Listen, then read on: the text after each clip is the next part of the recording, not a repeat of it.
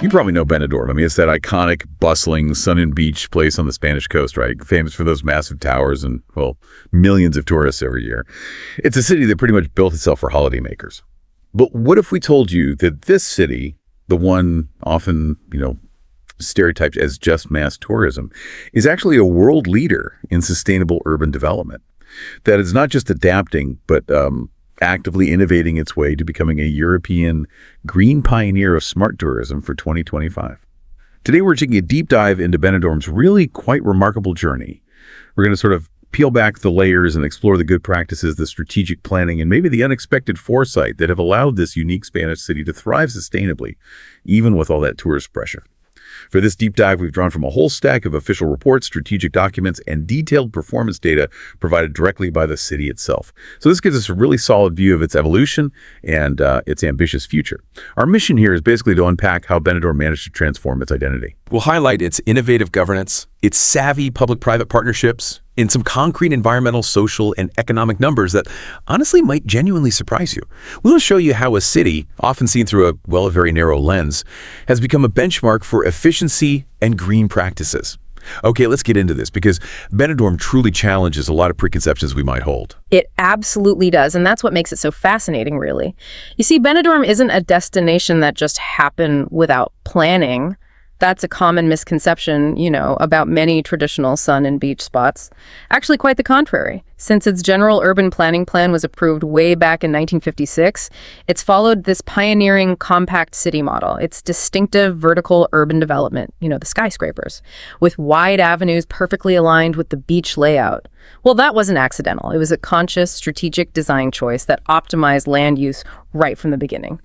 Okay. So we're not talking about just haphazard, chaotic growth then. This vertical thing, this compact model idea, was actually a strategic design from the get-go, and it had environmental, social, and economic benefits baked in. That feels like a powerful counter-narrative to the usual stereotype. What were some of the biggest hurdles or criticisms Benidorm faced in sticking to that compact model, especially, as tourism boomed, and how do they push past them? Yeah, that's a great question, and it really gets to the heart of Benidorm's resilience. I think the biggest challenge was often resisting that pressure for horizontal sprawl, which seems cheaper in the short term, right? But the insight here, maybe even unwittingly back then, is that Benidorm's 1956 planners created a kind of blueprint for modern urban sustainability. By going vertical, they locked in this inherent efficiency. It vastly reduces infrastructure costs, encourages walking. It's a lesson many sprawling cities are now learning the hard way, you could say. This compact model led to, significant reductions in land consumption. Just think about it. Building up instead of spreading out means less pressure on natural landscapes. It also profoundly promoted walking and cycling mobility, which is just crucial for urban sustainability. And on top of that, it naturally improves waste management and the use of resources, particularly water, because services are all concentrated. It truly stands out as a prime example of urban efficiency in the Mediterranean. Right, but here's where it gets really interesting for understanding Benidorm's unique context and why its achievements are maybe even more impressive than they first look. You might look at the official population figure, say 70-something thousand, and draw conclusions about resource use per person. But those numbers, while technically true, tell only part of the story, don't they? They can be incredibly misleading for a place like Benidorm. What often gets missed there? Well, this raises a really important question. How do you accurately measure sustainability for a city with such a dramatically fluctuating population? You hit the nail on the head. Benidorm's official registered population in 2024 is 74,573 inhabitants. Okay, that's the number on paper. However, a 2023 study found that the city actually accommodates an average of 252,000 people per day. That's because of the incredibly high tourist influx. Wow, 252,000 a day on average. Yeah, the difference is enormous, more than 3 times its official population. And that obviously dramatically skews any per capita ratios for things like waste, water use, electricity. So, to address this, Benidorm is completely transparent about it. They provide both the official figures and these optimized figures, which are adjusted to reflect the actual carrying capacity. This isn't just, creative accounting. It's crucial for any fair assessment of its performance. It helps understand the true scale of their resource management challenge. Managing resources for over 3 times your official population every single day. That sounds like a huge logistical challenge. What's one specific innovation or policy they put in place to really tackle that, beyond just, adjusting the stats? Because it makes any per capita success they achieve even more impressive. Absolutely. And a prime example, which we can definitely talk more about, is their advanced integrated water cycle management. They've had to constantly innovate to ensure such high efficiency for that fluctuating population. It's all about being incredibly proactive, not reactive. Okay, so Benidorm's commitment to sustainability isn't just about clever city planning then. It's deeply embedded in its strategic approach to tourism itself. You mentioned it earned a groundbreaking certification, one that really put it on the map. Indeed it did. Benidorm was actually the first smart tourism destination, or DTI, in the world to be certified in the UNE 178501 standard. Now, that's a comprehensive Spanish national standard, sort of like an ISO certification, but specifically for smart destination management. Achieving this back in 2018 meant implementing this whole management system. It involves continuous work from governance, integrating innovation, and technology across 5 key pillars. These pillars are governance, sustainability, accessibility, innovation, and technology. It's basically a holistic framework for managing the city as a smart, modern destination. That sounds like a really comprehensive framework. It covers so much more than just the environmental side of things. What kind of ongoing benefits does being part of this DTI network and being the first certified bring to the city for, continuous improvement and staying ahead?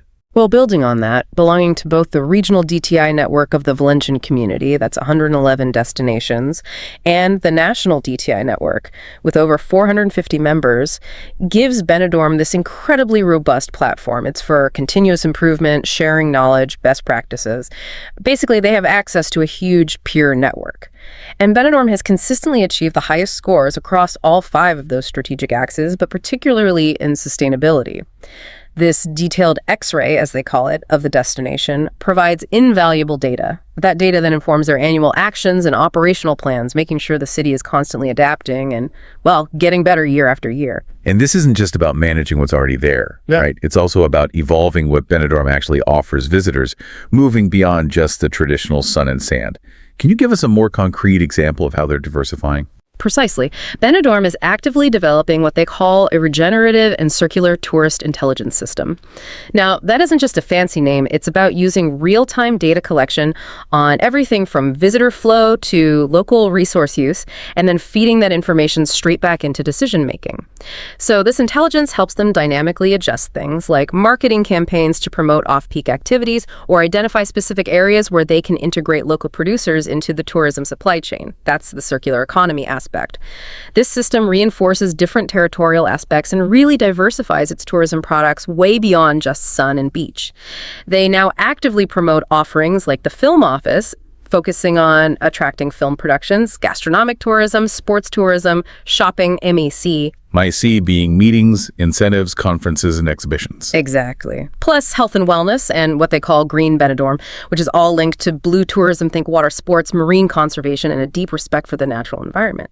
It's about creating a much richer, more varied visitor experience overall. Okay, a strategy this robust, covering so many different facets, it sounds like it needs a lot of moving parts working together, and crucially, a lot of collaboration. It can't just be a top-down thing from the city council, can it? So how do they actually make these big strategies happen on the ground? Yeah, that's where the Visit Benidorm Foundation comes in, and it plays an absolutely pivotal role. Since 2010, this public-private entity has been leading the strategic management of the destination. And it's a true partnership, get this 52% private and 48% public involvement. 52% private. Okay. Now, a true partnership like that sounds great on paper, but what are the potential pitfalls? How does Benidorm make sure all voices are really heard and that, private interests don't overshadow public good? That's a critical question, isn't it? It's easy to talk about public-private partnerships, but the crucial insight from Benidorm often lies in those operational details, how they actively manage potentially conflicting interests. What frameworks or practices do they have in place to make sure private sector innovation always aligns with the public good? Right, it's about active governance. The foundation itself has been certified in competitive intelligence, applied to tourism, that's another standard, UNE 166706 since 2016. This basically means they have a structured system for gathering, analyzing, and using information about their competitive environment, their market, everything. This process inherently brings different stakeholders to the table, and sustainability is a core pillar in their latest strategic plan, the #R2 2024 plan. This plan is strongly aligned with both economic and social sustainability, with deseasonalization as a key objective. They understand that a stable year-round economy is just far more sustainable than one that peaks and troughs wildly. It's about creating a shared vision through clear, data-driven objectives everyone buys into. Deseasonalization, yeah, that's a clever way to not only reduce pressure on resources and infrastructure during those peak summer months, but also to stabilize the local economy, provide more consistent jobs. It really sounds like a win-win.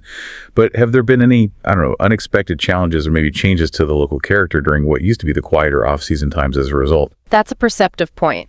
And while the benefits definitely seem to outweigh the challenges, deseasonalization does require constant management of the local ecosystem, both environmental and social. The foundation actively contributes to these sustainability transitions by prioritizing and aiming to increase the proportion of travelers during the mid and low seasons. This strategy directly helps reduce that peak season pressure. Beyond that, they're also committed to reducing their own carbon footprint. Things like promoting digital content over printed brochures, running awareness campaigns about sustainability for both residents and tourists, and pushing sustainability stories in specialized media. This public-private synergy is just vital for both sustainable promotion and sustainable development. It makes sure that while the economy thrives, the community and the environment are also protected. It's a balancing act. So after all this planning, all these certifications, these innovative partnerships, what does it all actually mean for Benidorm? And maybe more importantly, for the people who live there and the people who visit. How have these ambitious strategies, this careful planning and these collaborations really translated into real-world impact and global recognition? Because like you said, at the end of the day, that's what truly matters for a deep dive like this. Right, let's zoom out. Benidorm's efforts have genuinely yielded impressive results across all three dimensions of sustainability: environmental, social, and economic. Let's look at some of the standouts. Environmentally, okay? The city is a world leader in integrated water cycle management. They achieve over 95% efficiency in drinking water management. That's the highest in all of Spain.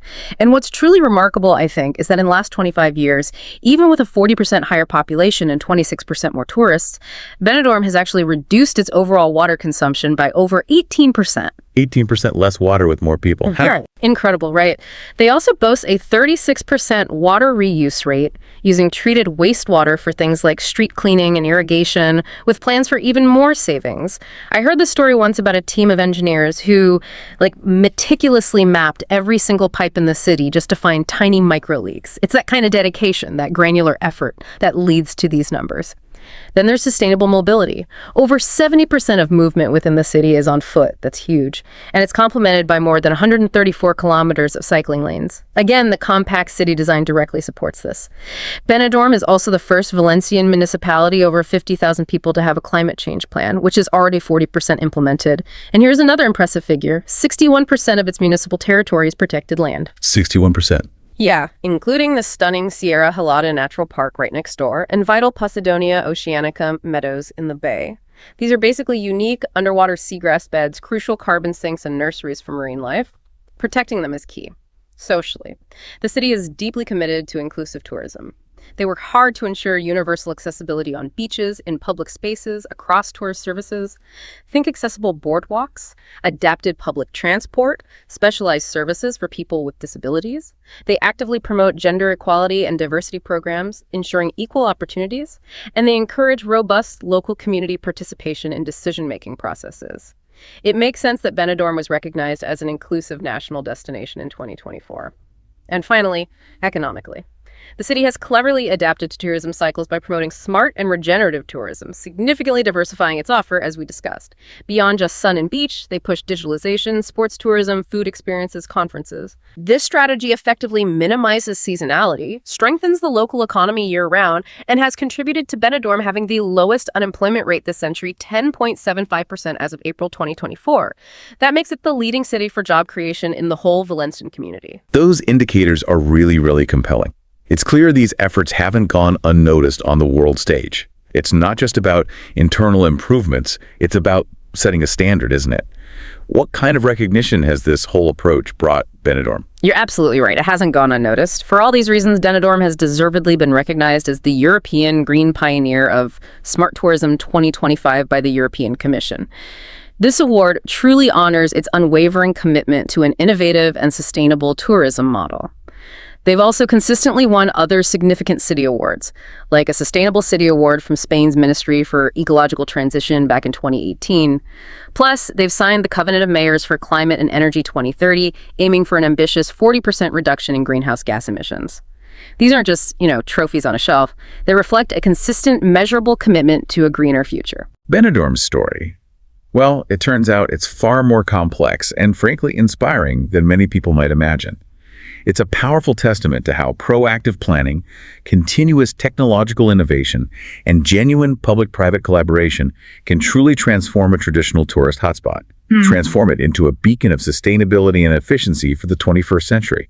Yeah, this deep dive really reveals that Benidorm demonstrates high urban density doesn't have to mean unsustainability. In fact, its success is rooted in that foresight, in data-driven planning, and a really holistic approach to sustainability. It proves that a compact city model can actually be a powerful driver of efficiency and resilience, even when facing massive tourist numbers. It really makes you rethink what's possible in urban spaces, doesn't it? Especially those places that have maybe been historically overlooked or perhaps unfairly stereotyped. And this brings us to a final thought, something for you, the listener, to maybe ponder. Could Benidorm's compact city model and its laser focus on optimizing resources for such a wildly fluctuating population, could that offer a practical blueprint for other urban areas facing similar challenges, particularly as global tourism continues to grow and, let's face it, climate pressures intensify? Something to mull over until our next deep dive.